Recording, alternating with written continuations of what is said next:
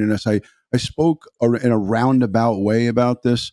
Joining Bakersfield, California, he was kind enough to come on in with his busy schedule. I'm telling you, this for me is an honor to have him in here. We have 23 ABC Bayan Wang joining in on the live stream. Bayan, thank you so much for joining this distinguished panel that we have put together here tonight. Greatly appreciate you. Yeah, you can't change it now that you. It's okay. Don't worry. It's a rookie. Thanks for having me. I really appreciate it. You know, there's a lot of YouTube channels out there, and I've been particularly watching yours as you have all these experts in the field in on it, talking about what may be happening behind the scenes. So thank you, Ron. Yes. And Bayan, I got to tell you, and this is no tooting of the horn because I've seen hundreds, perhaps thousands of interviews in my time. What you did tonight, what was put up on the TV tonight on the news at 5 was a tremendous interview. And I understand that there'll be a full segment of this interview uploaded shortly or for the viewers to check out. And I'll link that down below in the chat. But you did a great job of asking Chief Walker some tough questions. So kudos to you, Bayan. Hey, thanks, Ron. Yeah, law enforcement is trying to, they've been trying to do their best to release as much information as they can without interfering with the investigation. Now, what you guys saw there in the 5 p.m. clip was just a couple seconds of a full 30-minute interview with the chief, who actually releases some details that we haven't been able to confirm before. Now, I wasn't with you guys earlier in the show, but if you guys ran the story that I had tonight, the police chief confirmed with us today that they did request a polygraph from the adoptive parents the very next day after the kids were reported missing. Now, while you guys were able to look at the case and analyze, certain things here in the media, we're not. So I should clarify that law enforcement haven't officially named anybody a suspect. They have not named any persons of interest. They haven't detained anybody. But we do know that part of the focus, from what law enforcement has been able to confirm with us, is that the adoptive parents are a part of the focus in the investigation. Tremendous. Bill, do you have anything for Bayan? This is Sergeant Bill Cannon, retired New York City homicide detective. Bill, that's Bayan. Yeah. Hi, Bayan. How you doing? One of the things that the direction of this case should be in Bakersfield right now. And the other thing is that some of the evidence that they collected should be back by now. For example, the cell phone records, some of that should be back. The computer records, some of the physical evidence they took, whatever tests they were performing on it, some of that evidence should be back. I don't know. We aren't privy to the results of the interviews, what the West said in these interviews. And of course, that when you ask questions, they give you answers and it leads to more questions.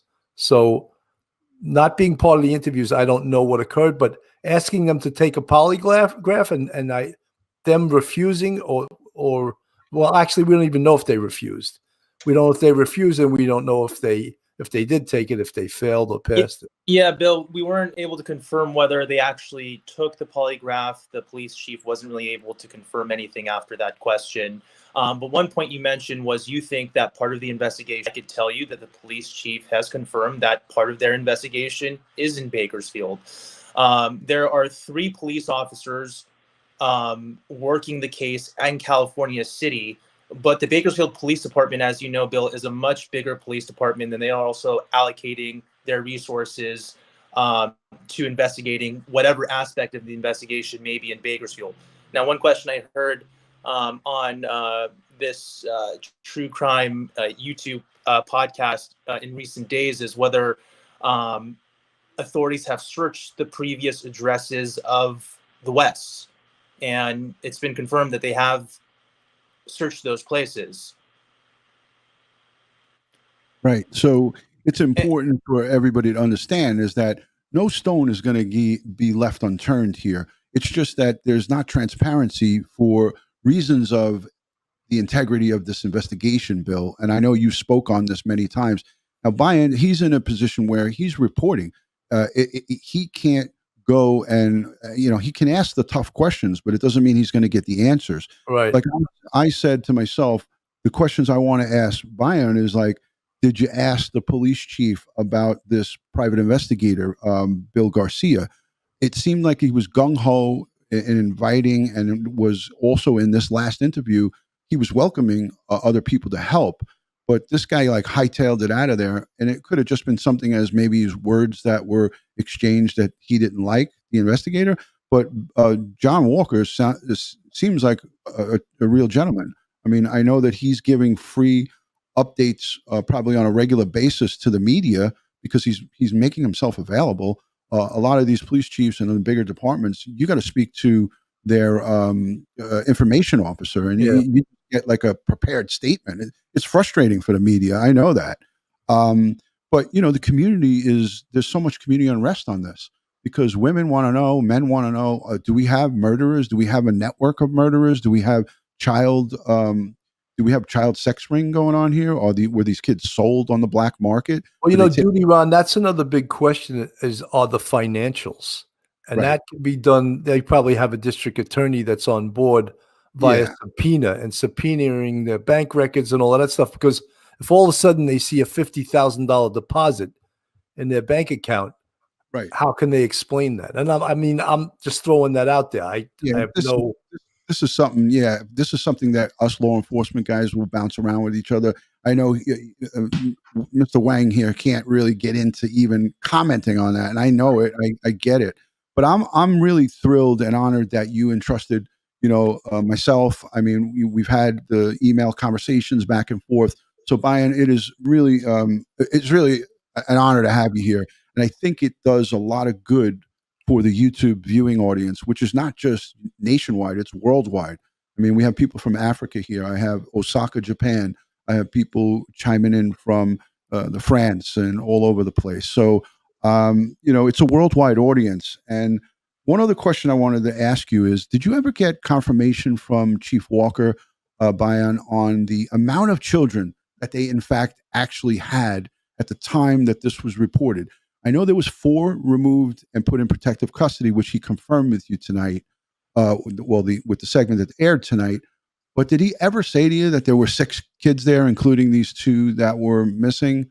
We asked the chief that. He wasn't able to confirm. I think this huge question, according to law enforcement, what they're saying is, look, from where they are in their investigation right now, there were 6 kids in California City because they haven't released to the media whether they found otherwise, whether those 2 boys, as alleged, never being in Cal City, they haven't found anything definitive that they've released to us saying, yeah, maybe there were only 4 boys out there. They're still saying that the last technical sighting of those boys was by the parents in the backyard that night. Now, I think you guys are referring to that surveillance footage that has made its round online. Initially, in my previous interview with the police chief, he said that he wasn't briefed on that video. He clarified to me in this full 30-minute interview that will be released on my Facebook, Bayan Wang 23 ABC, in about 30 minutes here. He clarified that, yes, actually, they're aware of all surveillance footage in that neighborhood, that he has been briefed on surveillance footage. I asked him, hey, it's being alleged that there was only 4 boys that were getting out of that car. He says, look, I'm not going to sit here and confirm with you because he isn't able to confirm on what surveillance footage is showing at this point. And it should also be noted that our station haven't been able to, we haven't seen that footage with our own eyes. We don't have our own copy of that footage. I'll give you a little tidbit of that full 30-minute interview. As I heard you guys ask this several times, where were the boys last seen? Well, I asked the police chief, where were the boys last positively identified by someone other than the adoptive parents? He said, and I'm saying it here first, they were identified by their grandmother in Bakersfield. That was the last person that positively identified, yes, this is Orson, yes, this is Orrin West, and they gave the chief a specific date. Now, we asked that Chief Walker, well, when was that exactly? He says he wasn't able to comment on that. Yeah. I asked, hey, Chief Walker, when was the last time that someone other than the adoptive family, other than the grandma, were able to positively identify Orrin and Orson West? He wasn't able to tell me when, but he did say that they confirmed by someone other than family in Bakersfield that the boys were seen. We just don't know when that was. Okay. Well, that's, I mean, again, heard first here. That is, that's big information right there, because that fills in a void of like, hey, everybody was just heads exploding because nobody's really getting a grasp of exactly where and when the last time anybody could give. Well, DutyRon, that's a pretty it's pretty damn good evidence, because in my humble opinion, the parents are lying. So I don't think they were ever in California City. They are lying. There was no doubt that they are lying.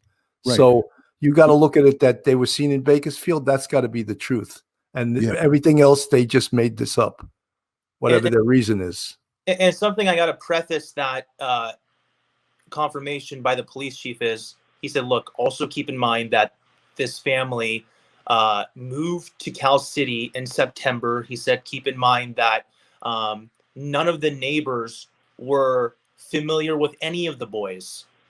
So they couldn't positively ID any of them because they just didn't have that kind of relationship. They were only there for a couple months. And so, at first, neighbors told police, hey, we've never seen any of the kids. Their investigation actually found a few people who said, actually, there were some neighbors who were familiar that there were children in that household. They just don't know them well enough to say whether this was Orson, whether that is Orrin, or... But Bayan, can I interrupt you for 1 second? Please. One of the strongest pieces of evidence in my mind is that the father searched for 6 minutes for the kids. All right. You know why he searched for 6 minutes? Because he knew they weren't missing. That's exactly why. So, Yeah. If my kids were missing, I'd still be out there searching for them, Yeah, I mean, Bill, I know you're directing that, obviously not at Bayan. You're directing it so he has a good understanding of what a seasoned homicide investigator picked out. Yeah, well, Bill actually brings up a good point, that there's been a big discrepancy in when the boys went missing, when the police phone call was made, when police got the report, and when police were dispatched. Well, Chief Walker was able to clarify some of that information, which you guys are going to have to tune into the full interview in about 30 minutes here to see. Yeah, I can't wait to see that, Bayan. I'm going to be definitely glued to your Facebook. If it's okay with you, I would like to link down below in the description. There's over 1,200 people live watching right now. I'd like to link your Facebook down into the description, your professional Facebook page. Sure. If that's all right. Yeah, absolutely. And Bayan, another thing that the father said is when they called the police and the police got to the house, he directed them to search for the kid. The first thing a cop does, any police in any place in this country knows, the first place you search in a missing person case is the residence of the missing person. Right. Yeah, true. And according to the father, they didn't do that. Hey, Charlie, Bayan, this is Charlie. He's a retired Secret Service agent, 28 years in the federal Secret Service. You have any questions for Bayan, Charlie? I know you've been following this closely. Well, I'm not sure if you've had the opportunity to ask, the adoptive parents, have they participated in the search for the two missing children at all? Well, my remarks on that can only refer to when the adoptive parents spoke to the media. It was the only time they spoke to the media. That was 2 days after. 2 days after the boys were reported missing. And that was the very question, Charlie, that a lot of community members had there, because their neighbors were searching for these boys, looking in all the surrounding areas, and the community members alleged, hey, look, we haven't seen these parents anywhere during the search. How come the parents aren't leading the search? How come the parents aren't out here in front of the home praying with us for the boys? Well, the adoptive parents, in their only interview with us, told us, look, the reason we weren't able to participate in the search at the time is because we were told by police that we needed to be available for them to get a hold of us to answer any questions. That police told them, hey, we have the very best out there searching. We need you guys inside so we can learn more about what happened. Now, I guess you're asking, since then, have they been a part of any search efforts, as there have been multiple? We haven't been able to confirm because we haven't spoken to the parents. However, we are familiar with a lot of those community members down there who've been letting us know about every single search. Neither of them have confirmed with us either that the parents have joined them. So at this point, we can't say for sure, but those people that are leading these searches haven't told us that the adoptive parents have been a part of it. Well, I mean, that's a huge red flag. I mean, if I lost one child, let alone two, I'd be out there pounding the pavement 24/7 to try and find them. Yeah, I 100% agree on that, and I think everybody, Any parent knows that. yeah, the general consensus is that that is a huge red flag. I'm going to just revert to the chat real quick, Bayan. If it's all right with you, I'm going to cherry pick one of the or two of the questions. If you guys want to highlight questions in a super chat, that'll make it easier. But if anybody throws up a question that looks good, I will highlight it and put it up on the screen. So let me look real quick. I thank you for being patient, Bayan. No problem. Okay. Let's see. Any chat, and of course now the chat's moving like a gazillion miles an hour. At that time, but why now? Okay, so here comes some good questions. Let me slow this down for a second. Have you tried to get another interview from the adoptive parents, Bayan? This is a question coming in from Stephanie Hensberg. She says, has this reporter tried to get another interview with the adoptive parents? Well, one of the things we first learned in media is to always get contact information from the adoptive, from anyone that we interview. In this particular case, no, we haven't been able to reach the parents because we didn't get contact for them. We did request contact from them when they were initially giving us that interview. They told us, hey, look, we don't have our cell phones because they were taken from us, and it wasn't something that they were forthcoming and wanting to give at the time. So, we were cordial. We said, hey, look, we understand. And we haven't seen them since.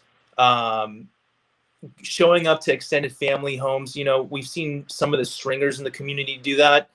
And at this point, I could say that we've reached out through social media to extended family to try to reach them. But we've been told, hey, look, we are not an extension. We're not going to play a medium of communicating between you and the parents. So that was kind of a long answer, but no, we haven't been able to interview them since. Have we tried? Yes, we have. So I appreciate you answering that. Let me just see if I could pick out maybe just one more, because I know you have to get going, and I greatly appreciate you taking out time. You have an unbelievable busy schedule with all the things that you do, and I know you cover the news desk on the weekends, so you're working a lot. I mean, for a young man, you're out there doing quite a bit of work. So thank you for that. Here's another quick question. Let's see what this is. Can the reporter confirm if he ever saw any sign of chalk? This is a big one. Now, I just picked this randomly. I'll answer this for you. I know that he's not snooping around on the property because he's a reporter with ABC 23. The question was, can the reporter confirm if he ever saw any signs of chalk in the backyard on the patio? That's the adoptive parents. That was their thing, that the kids were in the back and they were playing with chalk. People are held up on this chalk thing. Did you ever go around to the back and look in? Do you remember that or no? Well, I can say that the kids were reported missing December 21st. The first time I was on the story was on the 23rd, which is a Wednesday. We had another reporter end up there on the 22nd of December. Now, when I went, authorities have already been in and out of that backyard, so I can't say whether what they did with anything they found back there. The vantage point from the yard. So I got to explain. I was able to look into the backyard because the lot next to the parents is public property. So I walked there and didn't break any law. I just looked into the backyard Of course. where the alleged where the kids were allegedly in that backyard, according to the parents, isn't a good vantage point from where the access point is from where I was looking. So I can't really answer that definitively. Gotcha. Well, thank you so much for answering it, nonetheless.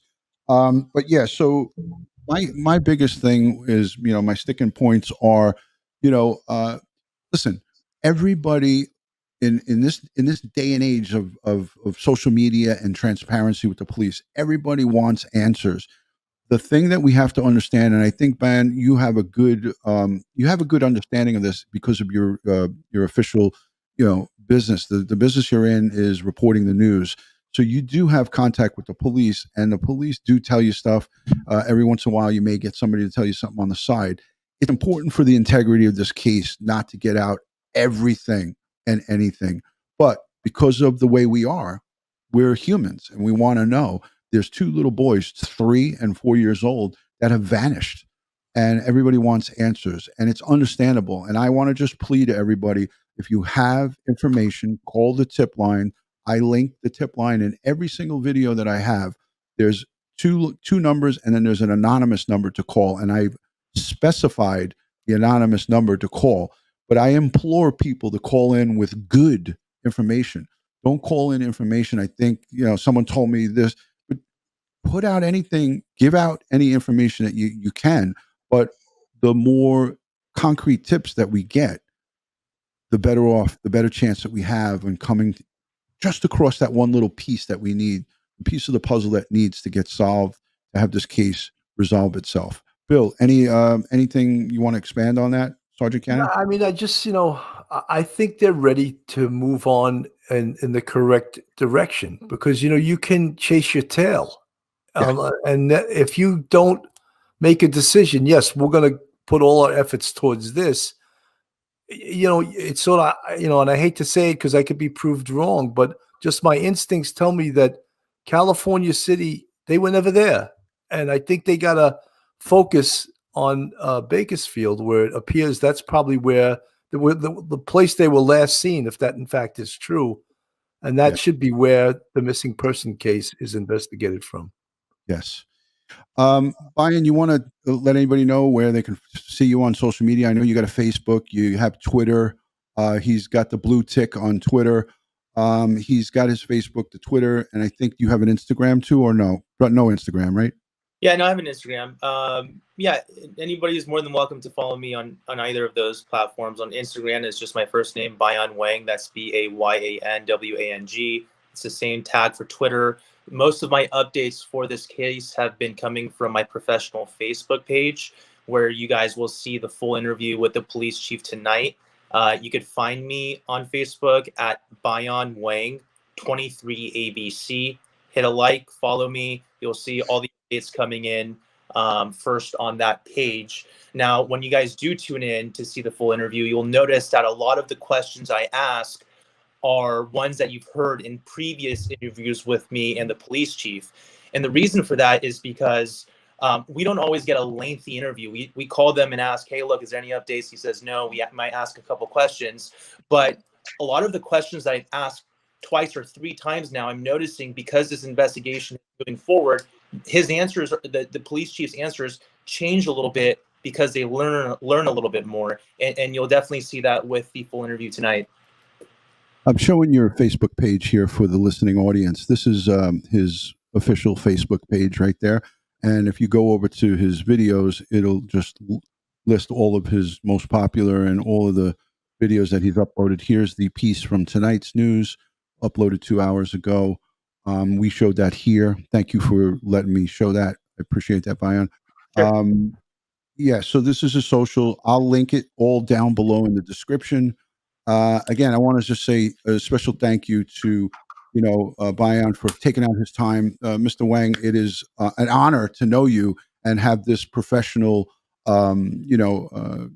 connection here. And anything that you would need from me or my distinguished guest here, Charlie Butt, Bill Cannon, or anybody who I could lend to you. We had the K9 professional from LAPD come on last week, and we have so many others. I have aviation, helicopter pilots, you name it, dog training, everything. So if you need anything from me, just reach out, please. Hey, Ron, I appreciate that. Bill, Charlie, it's been a pleasure. Nice to You're meet on. you. All right. Yes. Good night. Take care. And the families. God bless and good night from New York City. Thank you.